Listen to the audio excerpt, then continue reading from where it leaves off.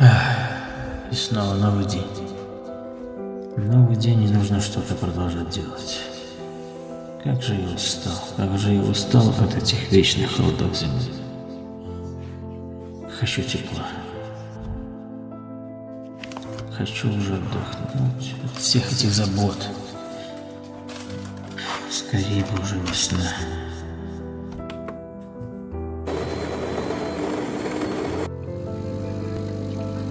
Почему весна не может быть всегда? Почему не может быть вечной весны и лето? Я хочу весны. Может быть, где-нибудь есть вечная весна? Алиса, где находится вечная весна?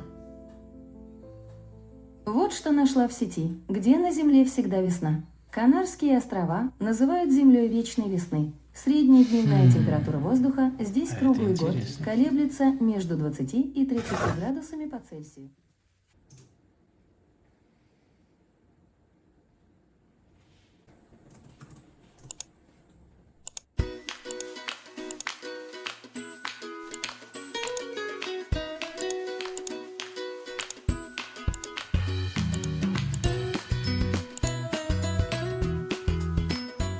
Покупаем билеты, ждем пару месяцев и можем собираться.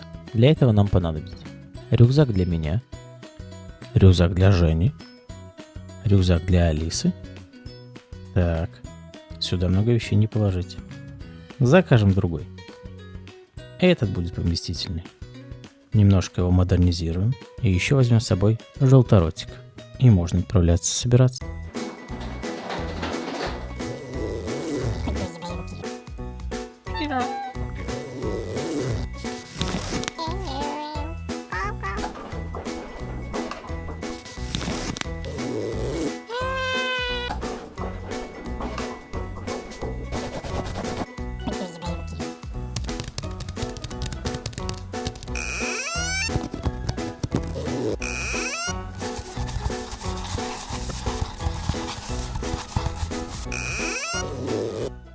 Вещи собраны и можно выдвигаться.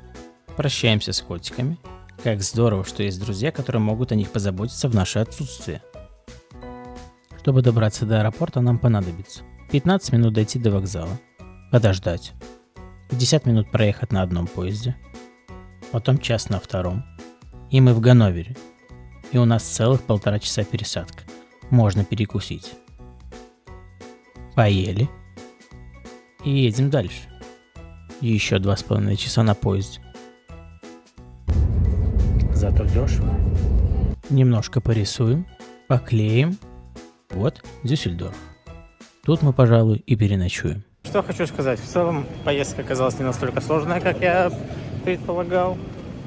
Есть усталость, но усталость, наверное, из-за того, что уже типа 11 часов. Я целый день дома что-то делал. Ну и 4 часа ехал в поезде, поэтому, возможно, это и есть усталость. А так, Алиса себя чувствует достаточно прекрасно.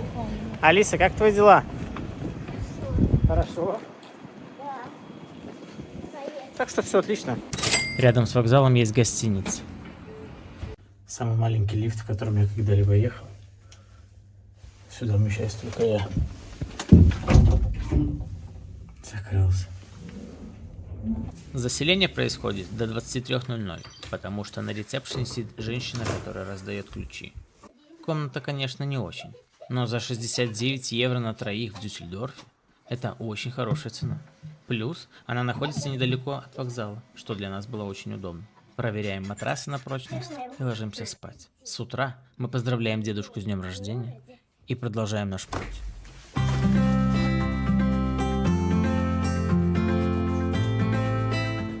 На подходе к вокзалу мы любуемся удивительной скульптурой. И едем 40 минут на автобус, 30 минут на поезде и еще 15 минут на автобус. И я повторюсь. Это дешево. И вот он, наш долгожданный аэропорт Дюссельдорф-Везе. Что примечательно, что в таких маленьких аэропортах я еще никогда не бывал. Он настолько маленький, что напоминает буквально какой-то торговый центр. И сильно небольшой. Здесь проходит регистрация, там проверка и сразу же выход на самолет. Ну, прям Буквально в длину метров 60. Во время ожидания самолета можно весело провести время на каруселях за 1 евро.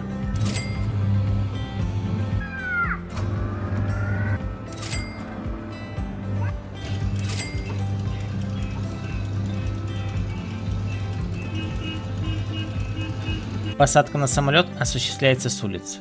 До самолета доставляют людей на автобусах группами. Лететь нужно 4,5 часов. На борт можно брать свою еду, а также можно заказать у них. Для ресторана на высоте 10 тысяч метров еда довольно неплоха. Единственное, лучше кофе не заказывать, он ужасен. На подлете вас встречает величественный вулкан Тейда, который не извергался уже более 100 лет. Первое впечатление было ужасным. Казалось, мы будем проводить время на выжженной земле. Вот вам для сравнения фото северной части острова. Остров Тенерифе является третьим по объему вулканическим островом в мире. Чтобы по нему передвигаться, можно использовать автобус или машину. Мы забронировали авто в фирме, которая предоставляет полная каска, детское сиденье бесплатно, дополнительного водителя, не нужно никаких залогов, единственное условие вернуть машину с половиной топливного бака. И эта фирма называется Кикар. Оформление занимает буквально 5 минут на английском языке, а также есть те, кто говорит по-немецки. Машина находится через дорогу от аэропорта. За 8 дней эта машина нам обошлась в 250 евро, что по сравнению с Германией очень дешево. Но и есть и минусы этой фирмы. Возможно, машины будут нечистые и поцарапанные. Детские кресла – это вообще отдельный вид искусства. Алиса выбрала для себя самое лучшее кресло. Мы загрузились и выехали поближе к воде, ведь этого нам очень не хватало.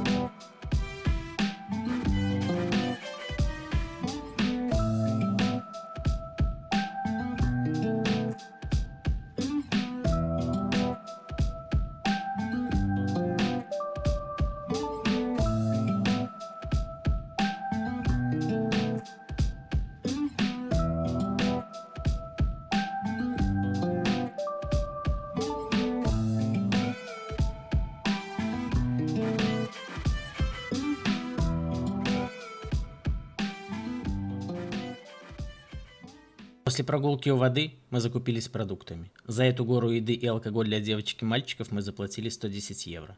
И сразу после магазина мы мчимся в аэропорт встречать наших друзей из Беларуси. Это Сергей и Лена. Они летели из Варшавы за 50 евро 6,5 часов.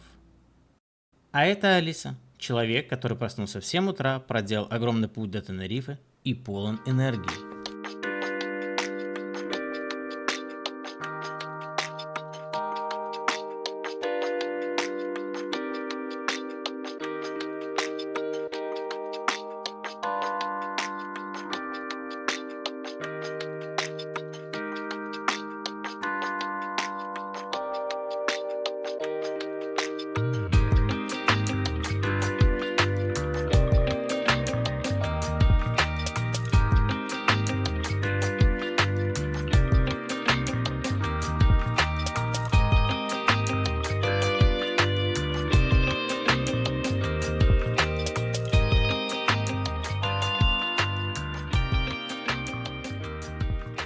Скорее бы следующий день.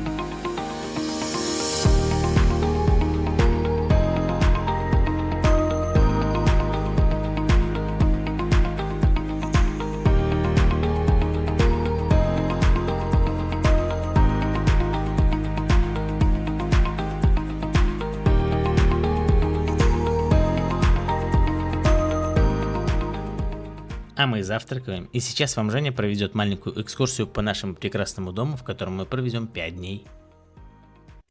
Очень забавная построечка, такая в стиле одесских дворов, наверное.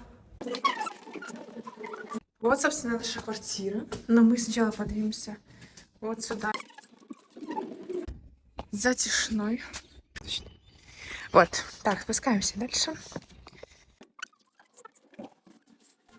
Здесь у нас кухонька. Лена моет посудку. Здесь у нас Алиса. Что делает Алиса? Ну, естественно, и крошит хлебушек в стакашку. Жизнь идет. Вот наш второй балкон, за которым мы кушаем, собственно. Вот такой с него вид.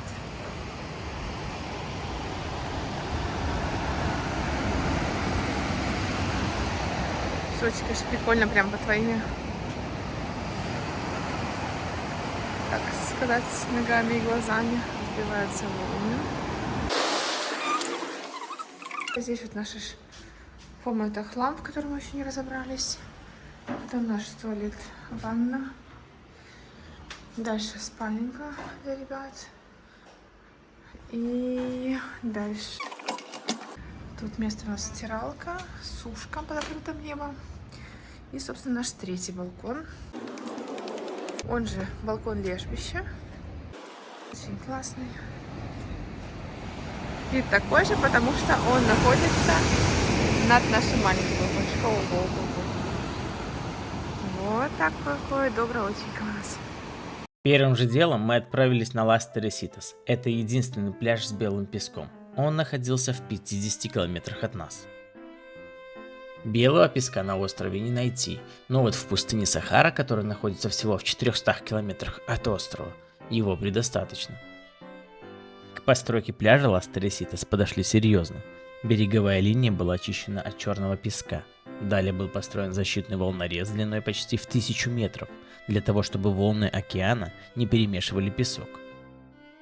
Ну и уже потом из Сахары привезли 4 миллиона мешков с белым песком.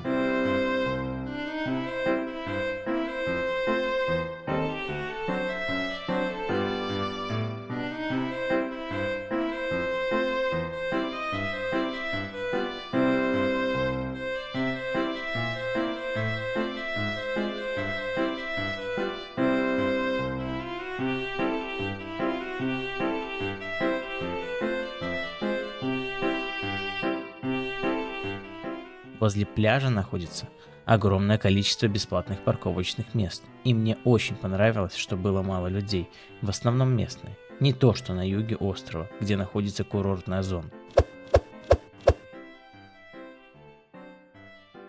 После пляжа мы отправились погулять по рынку Меркадо Муниципаль Нуэстро, основанный в 1943 году.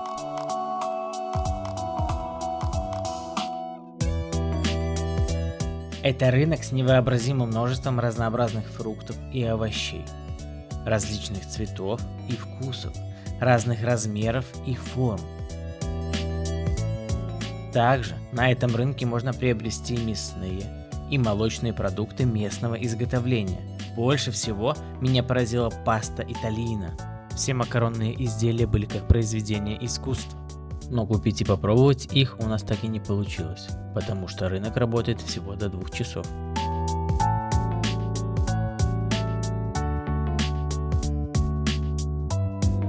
Также этот рынок имеет минус первый этаж, на котором находятся маленькие кафе, в которых вы можете выпить бокал вина и попробовать испанский хамон, или же поесть морепродукт, который вы сами выбираете и при вас их готовят.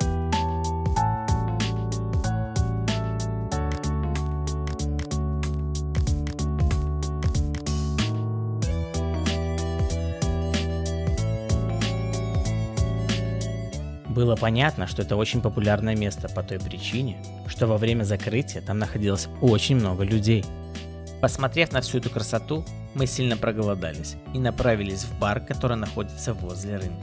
И да, это бар, как показывает Google, с очень хорошими отзывами. Заказали себе папа. Картошка, которая выварена в морской воде.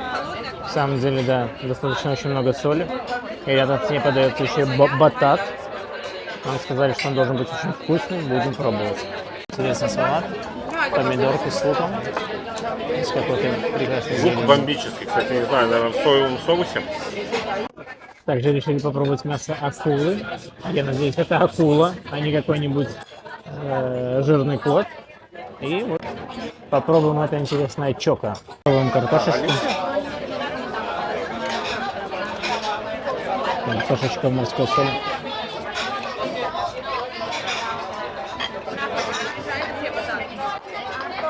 Как домашняя картошечка, которая готовилась сюда к салату. А?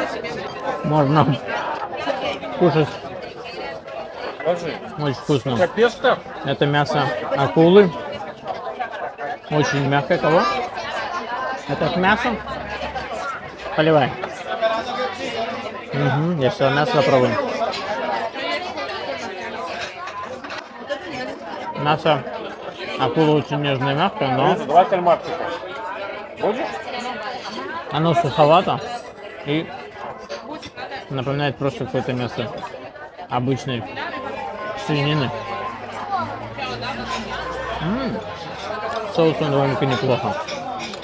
Это, наверное, первый раз, когда я ем картошку со скорлупой. Да, я тоже. Я никогда не ел. Сейчас попробуем осьминожика. Вот его попочка. Ну, такое.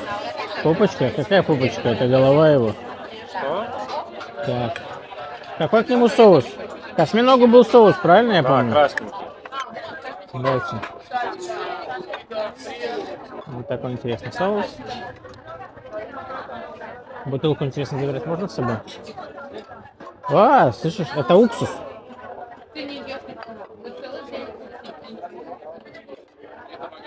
Так.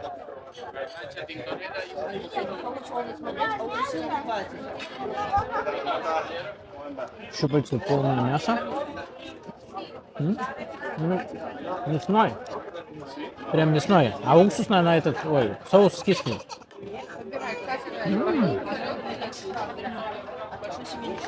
Да, попробуем еще к этому перчик. Лучше бы я не пробовал. Ой-ой-ой. Ой-ой-ой.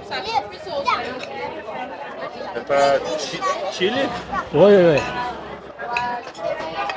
Ой-ой-ой. Так, ну что, время кальмарчика. Смочим его лимончиком. Уже, походу, смачивали. Попробуем. Что попробуем? Попробуем. Сейчас тебе дам щупальце. Дай мне попробовать это. Не знаю, почему если не очень, мне нравится. Сюда Попробуем. твердый, сюда резиновый. Ну, этот не такой резиновый, не знаю. Я раньше как-то ел более резиновый. Попробуем щупальца. Как бы они страшно не выглядели, конечно, но...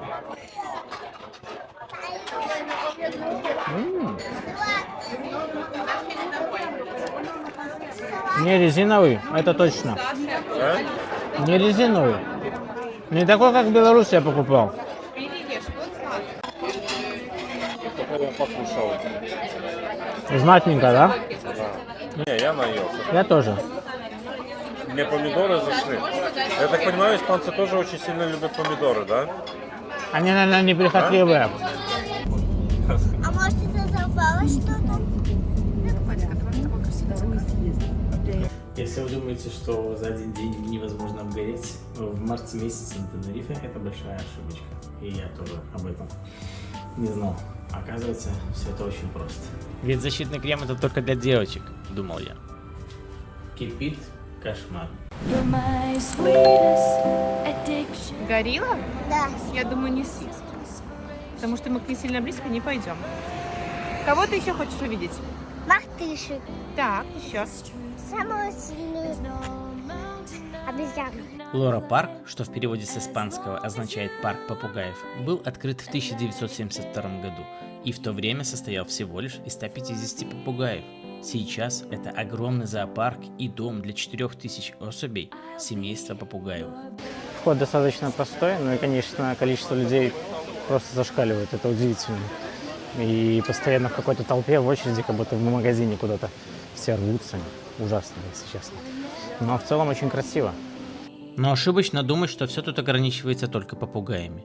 На территории в 13,5 гектар можно увидеть огромное разнообразие животных и растений.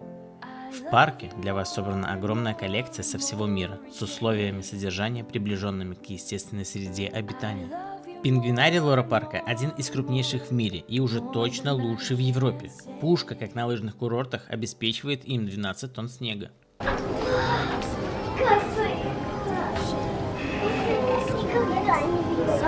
Для ленивых людей сделали очень классно, чтобы ты пришел и посмотрел, становишься и поехал по кругу. И все рассматриваешь. Как здесь стоят ребятки, на них падает снег. Все примерно приближено к нормальным условиям. В тот момент, когда мечта сбылась, и ты научился летать.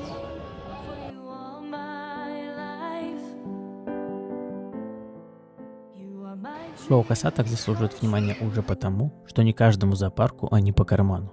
Эти животные перебрались на постоянное место жительства в Лора-парк из США относительно недавно, в 2006 году, и сразу же заняли почетное место в его логотипе в виде пририсованного между дельфином и попугаем большого хвоста. К призу самых доброжелательных к человеку хищников построили новую арену, адекватную их размерам. Бассейн имеет диаметр 120 метров и вмещает 22,5 миллионов литров морской воды. Между прочим, двух одинаковых шоу не бывает, даже в течение дня. Косатки своенравны, поэтому дрессировщики подстраиваются под их настроение. Само шоу длится от 30 до 40 минут. Все шоу я показывать вам не буду. Хочу вам только показать отношение одного дрессировщика с косаткой, которая мне запала в душу.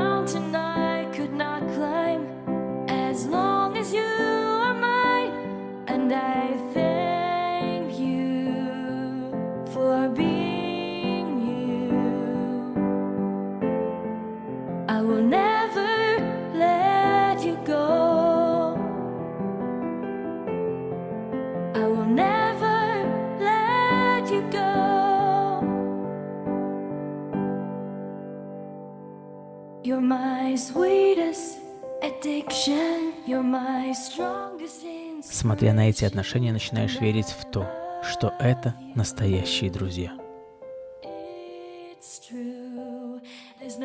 Если вы хотите наблюдать за косатками с первых рядов, заранее позаботьтесь о накидке. За 5 евро ее продают здесь же. Иначе придется по парку гулять в оставшееся время мокрым.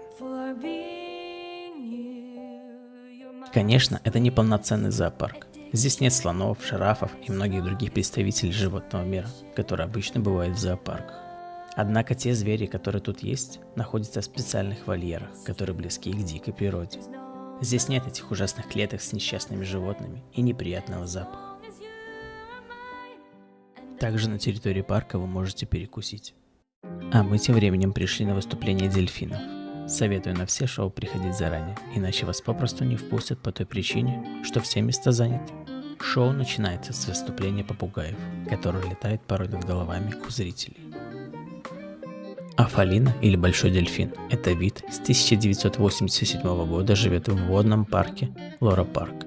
Афалина считается одним из умных и привлекательных морских животных, на которых всегда приятно любоваться детям и взрослым. Они несут радость, улыбки и хорошее настроение. Конечно, для тех людей, кто раньше был в дельфинариях, нового вы ничего не увидите. Все те же сальто, выпрыгивание из воды над препятствием. Но все же, очень хорошее настроение и приятные эмоции вам должны подарить. Мы были в дельфинарии впервые, и эту бурю эмоций после шоу я даже не смогу передать.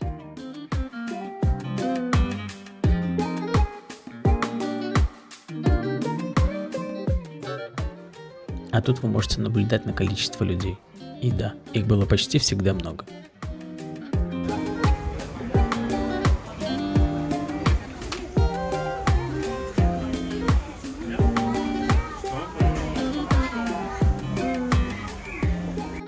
Мы направляемся на шоу морских львов, семейство ушатых тюленей. Они имеют собственный водный стадион, на котором выступают на высоком уровне, с элементами комизма и анимации. Эти интересные морские млекопитающие имеют большое чувство юмора и будут развлекать вас в течение всего представления. Лора Парк имеет большой опыт в содержании и выращивании усатых морских львов. С момента их заселения более чем 30 молодых особей родились именно здесь. И именно после этого шоу Алиса решила для себя, что в будущем она будет дрессировщиком морских котиков. Ведь во время шоу мы все смеялись и смотрели на их выступления, не отрываясь.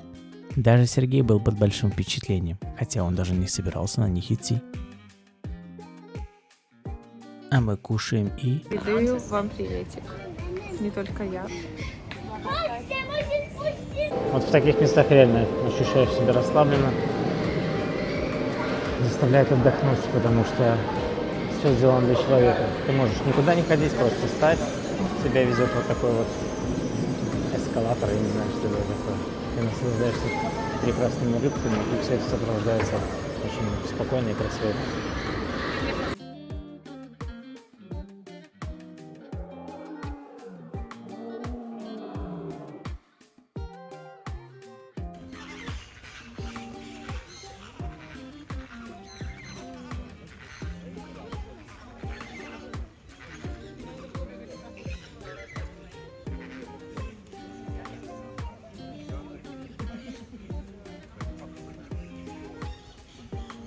И напоследок хочу вас познакомить с открытым в сентябре 2009 года парк Катандра Торис с названием, означающим на австралийском языке пение птиц на верхушках деревьев, относящиеся к самой верхней части леса. Все это нам дает понимание о большом и грандиозном птичнике, специально сконструированном для вас с сотнями птиц различных видов и подвидов. Оказавшись в нем, вы как будто бы перемещаетесь в австралийский лес с натянутыми мостами, ведущих к кронам деревьев. По пути вы встречаетесь лицом к лицу с попугаями какаду и многими видами других птиц. Катандра Тритопс является одним из самых впечатляющих вольеров для птиц свободного полета, существующих на планете. На посещение Лора Парка у нас ушло 6,5 часов. Это великолепный парк, который мы советуем посетить. Ведь такое количество красоты, собранное в одном месте, трудно где-либо встретить.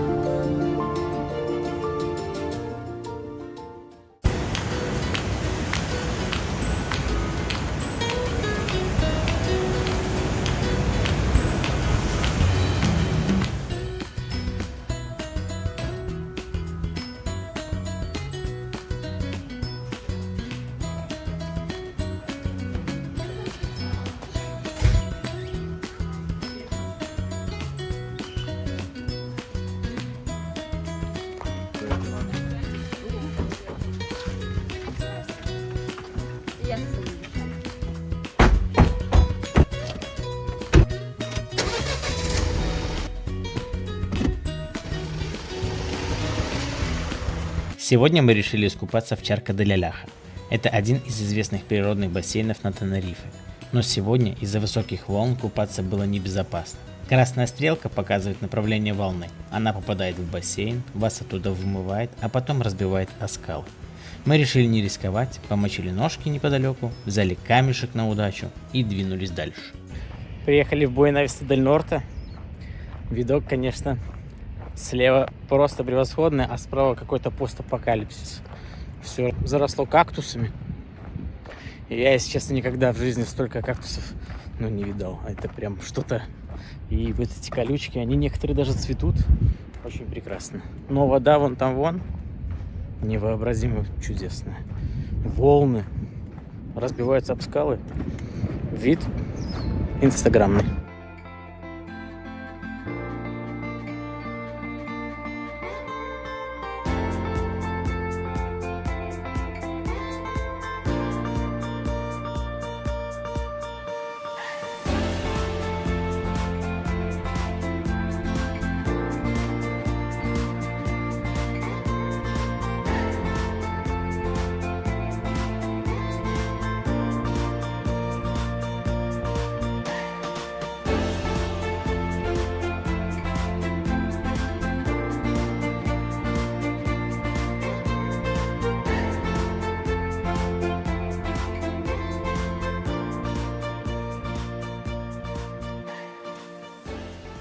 Ну а мы едем дальше.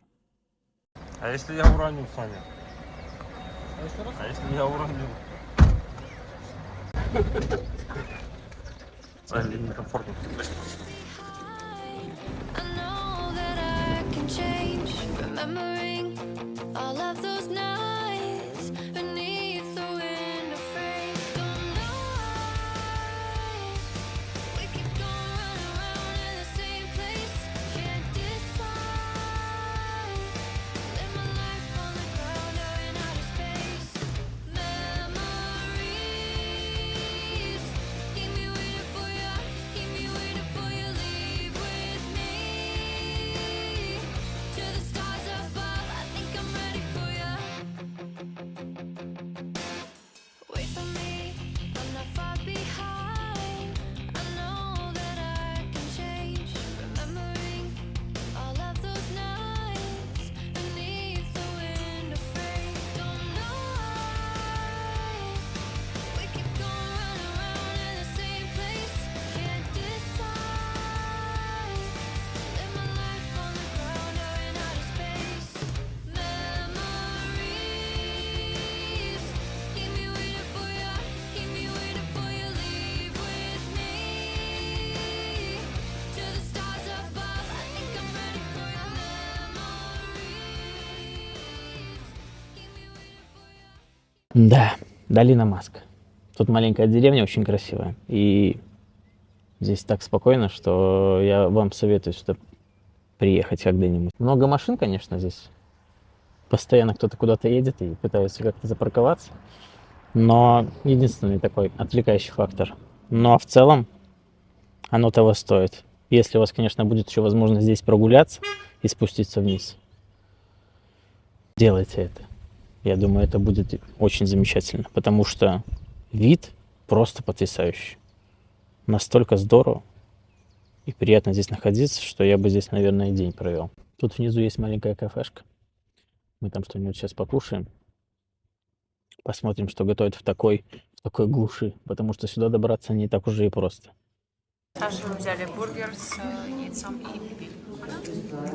Исполнение, конечно, замечательное. А Сергей заказал себе рыбу. Это было лучшее, что было там. Ну а у нас был план на сегодня искупаться.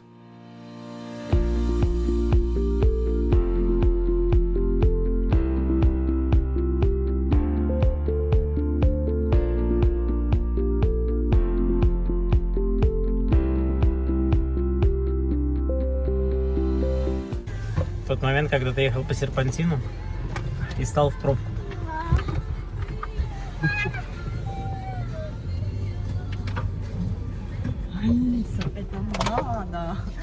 Прекрасно. Это застрял немножко в пробке. Наша машина.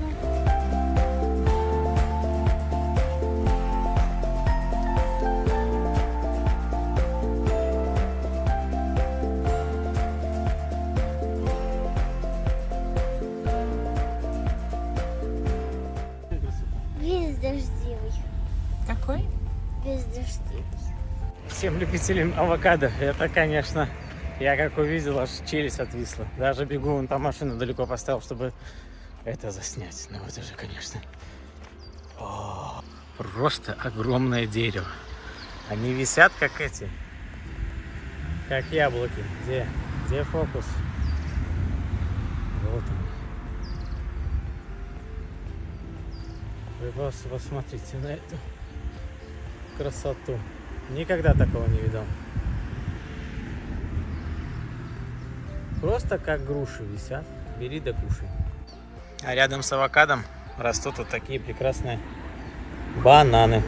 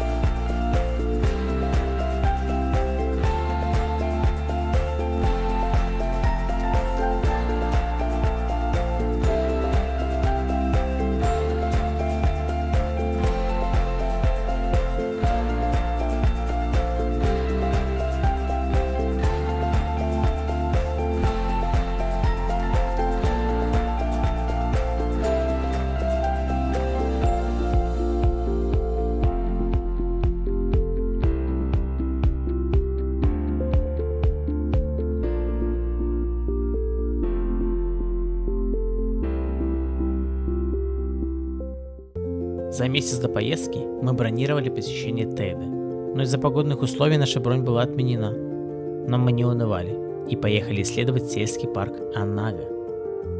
Но в этот раз без Лены, ведь она плохо себя чувствовала после ночного серпантина. Сельский парк Аннага – это один из последних лавровых лесов в мире, с огромным количеством троп для хайкинга. Но там нас настиг дождь. Как оказалось в конце пути, мы заехали в грозовую тучу.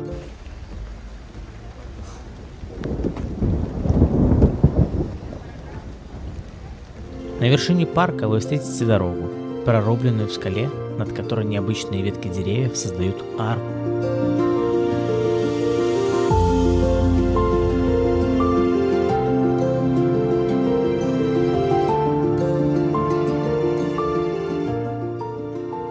И да, это место популярно даже в дождь. Рядом находится смотровая площадка на вершине 960 метров с панорамой на центральную часть острова. Там нас поприветствовал местный житель, и мы направились к вулкану, чтобы хотя бы побывать у его подножья. Мальчика сообщество счастье. Это, конечно, прикол. И тут еще и апельсины, это мандарины.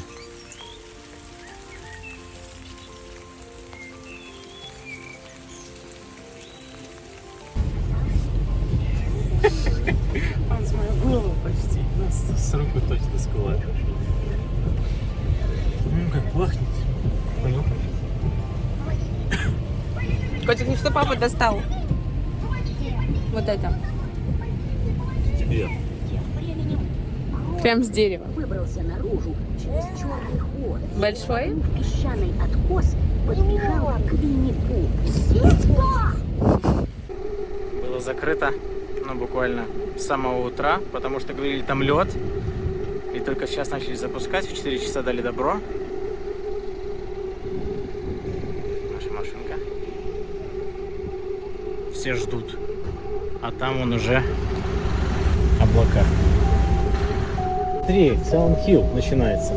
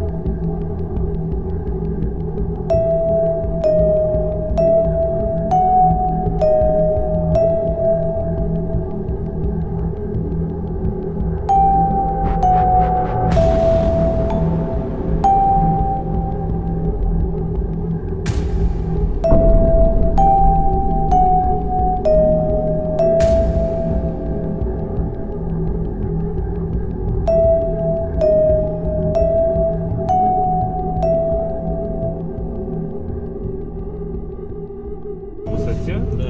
Так, а больше мы подниматься не будем? Ну давай 2000 вместе перейдем. А 2000? Начинай. 92. 92, 93, 94. Кто-нибудь считает себе свою дорогу? 94, 95, 96, Шампанское надо. 97, 98, 9, 2000! 2002, 2003, 2005. Всего лишь 2300, я уже чувствую отдышку. Я немножечко пробежался. Буквально 20 метров туда и обратно. Давление такое в груди собралось. И ощущается, ну, тяжеловато. Это забавное чувство. Я такого не ощущал. улыбаемся все. Ко мне! 3-4! Говорю, ну, просто красота.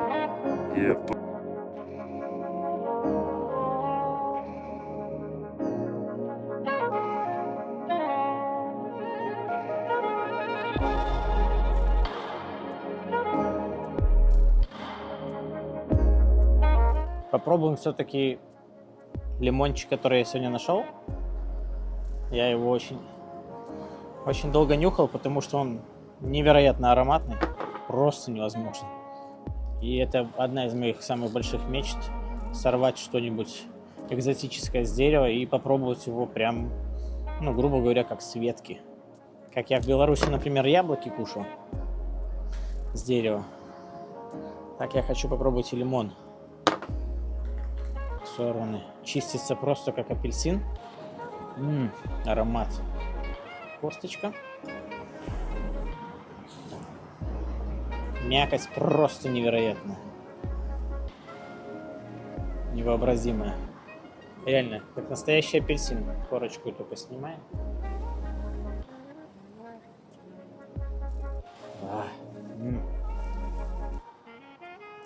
Ну и, конечно же, попробуем.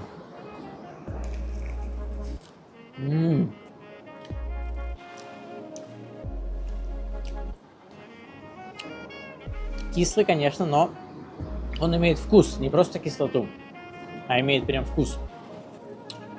Это прям здорово. Кисленный.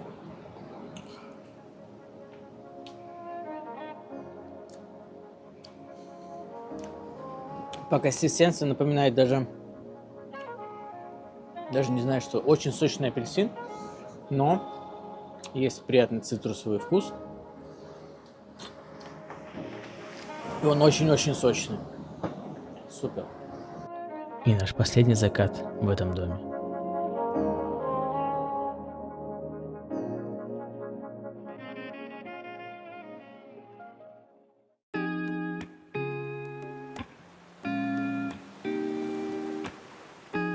У нас был последний день в этой квартире. Она находилась на севере острова Тенерифе. Это был прекрасный дом. Ссылку на букинг я оставлю в описании. А мы раздали еду, которая могла испортиться за день в машине чайкам, и поехали дальше, исследовать остров. У нас на сегодня было запланировано 2 замечательные локации, и первая из них – Манки Парк. Манки Парк Тенерифе – это небольшой зоопарк, который находится на юге Тенерифе. Это единственный зоопарк на Канарских островах, который специализируется на обезьянах. Особенностью этого зоопарка является то, что посетители могут зайти в вольер с животными, потрогать их и покормить. Это идеальное место для того, чтобы познакомиться с игривым характером лемуров или обезьянок Тити.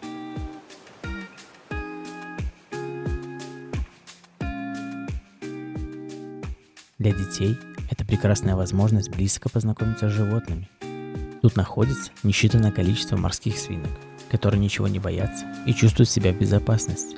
Те, кто голоден, с радостью подходят к вам и кушают у вас из рук, а те, кто уже сыт, отдыхает в сторонке или же в своих норках.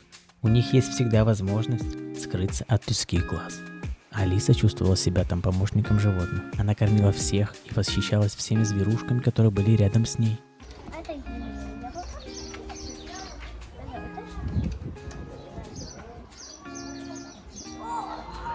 Особенно смелые могут погладить и покормить игуану. Они живут в одном вольере с обезьянами и лемурами. Это совсем не страшно и даже очень интересно наблюдать, как она щурится от этого. Здесь собраны различные виды обезьян, и многие из них считаются редкими. Самыми ручными из обезьянок считаются зеленые мартышки, ведь не зря Манки Парк носит свое название. Если кому интересно растения, то на территории вы найдете сад из кактусов с большим их разнообразием. Много рассказывать про этот контактный зоопарк не буду, сделаю про него лучше отдельное видео. Это интересное место за небольшие деньги. Вход на взрослого стоит 10 евро. Детям до 5 лет вход бесплатный, а с 5 лет до 12 вход составляет 5 евро. А мы движемся дальше. И второй локацией на сегодня у нас был ресторан, который находится на территории плантации бананов. Это была моя мечта – прогуляться по зарослям моего любимого фрукта.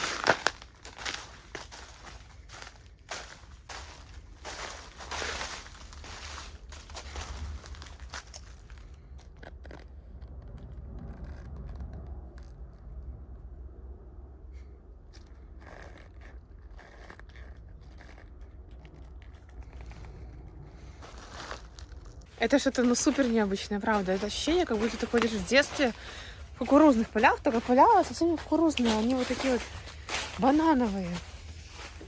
Что-то классное. Цветочки эти, бананчики. Это какой-то другой сорт, Лен. Это не другой сорт, это просто А это другой сорт, это не выглядит совсем по-другому. Там по каждому этим бананчики. Ссылку на этот ресторан я оставлю в описании. Он находится недалеко от Манки Парка. В сам ресторан вы можете и не заходить, а спокойно гулять по банановым джунглям.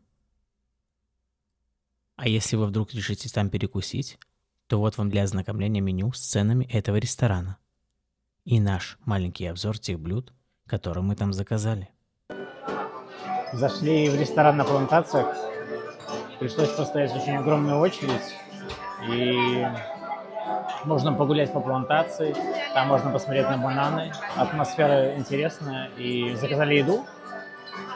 Сопровождается все музыкой. Пришли ребята с баянами, гитарой. И играют наши свои песенки. Очень атмосферно. Женя заказала суп фабада.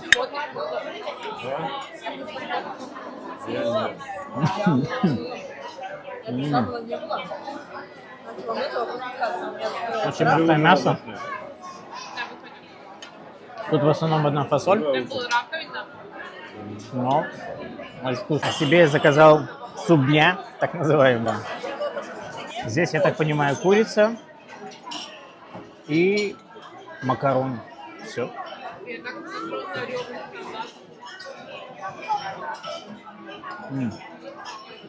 В меру соленый.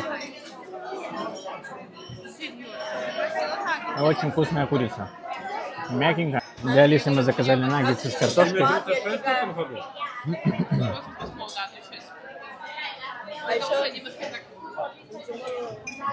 Так оказалось, это рыбные наггетсы. Ну, тоже ничего. Но Алиса почему-то не хочет, и она забрала мой суп. Также я заказал себе свиной стейк.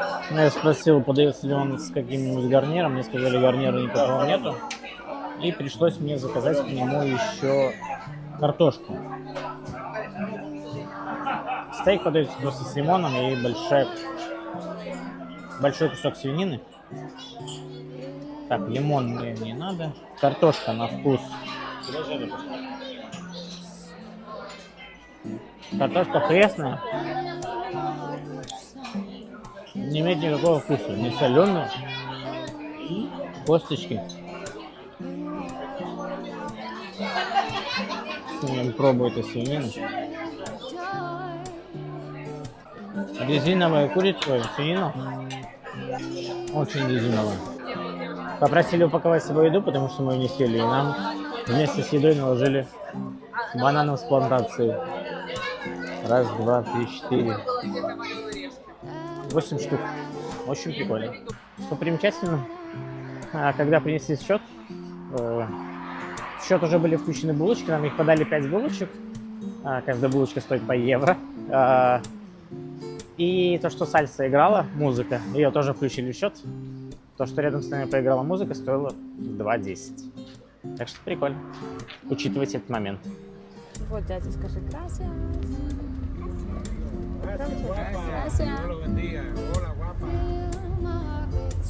А мы тем временем заселяемся в наш второй дом, который находится на южной части острова.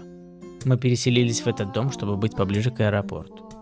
Дом был дешевле предыдущего, но и вид у него был такой, как будто приехал к бабушке в деревню.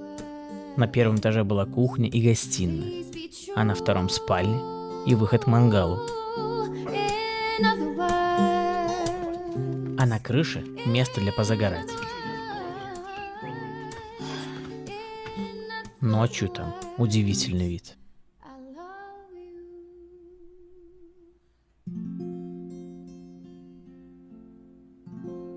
Последний день на Тенерифе для нас начался с провожания наших друзей на самолет. Они улетали на день раньше, расставаться всегда грустно, но каждое такое расставание подразумевает новую встречу. А мы встречаем рассвет, что вы можете лицезреть только на восточном побережье острова, и отправляемся к достопримечательности, которая называется 1000 окон Гуимар. Дорога туда непроста, но больше удивляет то, что там еще и проживают люди. Дело в том, что еще пару столетий назад питьевая вода на Тенерифе была большим дефицитом. Источников было немного, а добывать воду было довольно-таки сложно. И чтобы хоть как-то решить эту проблему, древние инженеры придумали проект акведука, по которому вода из высокогорных ручьев должна была поступать в долину. Задумка была действительно амбициозной. Чтобы ее хоть как-то осуществить, предстояло прорубить несколько тоннелей прямо в толще гор. По сути, окна – это всего лишь отверстия, которые нужны были для сбрасывания выработанной горной породы, и они же служили источником естественного освещения. В это сложно поверить, но все работы проводились вручную. Сейчас мы можем только догадываться, сколько труда и упорства было вложено в этот проект. Но самое печальное то, что акведук так никогда и не заработал, навсегда оставшись лишь заброшенным памятником человеческой выносливости. Кстати, если вы туда попадете, совсем рядом на склоне живописно лежит заброшенный экскаватор. При каких условиях он туда попал и что стало с водителем, доподлинно неизвестно. Всю информацию я брал из интернета. По той причине, что я так туда и не попал. Ведь мы были с маленьким ребенком, а находиться там было небезопасно. Туда я уже не поеду. Так как это был последний день для нас на Тенерифе, мы решили попытать удачу и добраться до Тейды, для того, чтобы увидеть это величие своими глазами. Но и в этот раз нам не повезло. Была последняя попыточка. Перед отъездом хотели все-таки попробовать Тейды увидеть, но погода нам говорит нет. Не в этот раз, ребята, потому что почему-то нам не везет с этой погодой уже в очередной раз. Очень сильный ветер, 4 градуса показывает. И я сейчас нахожусь прямо в облаках. Очень холодно, на самом деле. Не знаю, будет улавливать поток ветра, конечно, камера или нет, но очень холодно. И еще момент. Я вышел на совсем чуть-чуть, отошел буквально 10 метров от машины и уже начал задыхаться, потому что на 2000 метров воздух разряженный и реально не хватает воздуха. Это прям удивительная штука. Но мы не унывали и решили напоследок насладиться красотой. Мы отправились на пляж Плая де Бенихо, как показывает Инстаграм. Там очень прекрасный закат. Дорога, конечно, в том направлении непростая, но виды там восхитительные.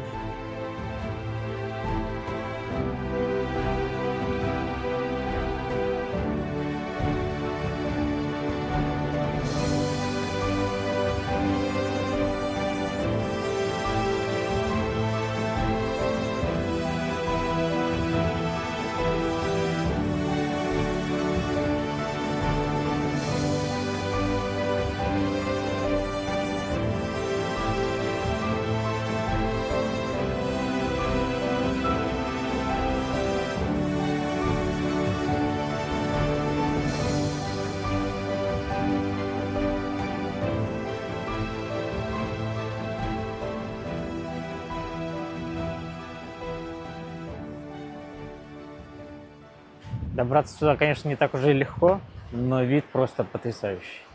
Серпантин, да, это очень классно, но преодолев такую нелегкую дорогу, здесь можно находиться очень долго. То, что предстает перед вашими глазами, поражает вид. Волны и атмосфера. Классно.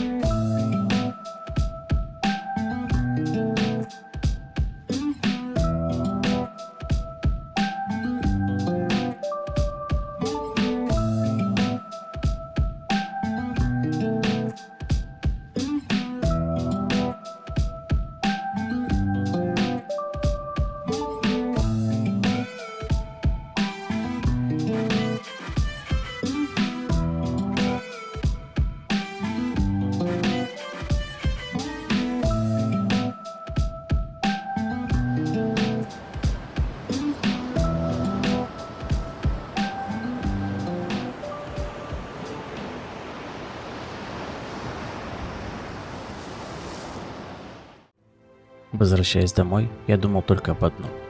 Как бы сильно переживала мама, если бы знала, где я катаюсь. И вот наш последний рассвет на Тенерифе. Как говорится, в гостях хорошо, а дома лучше.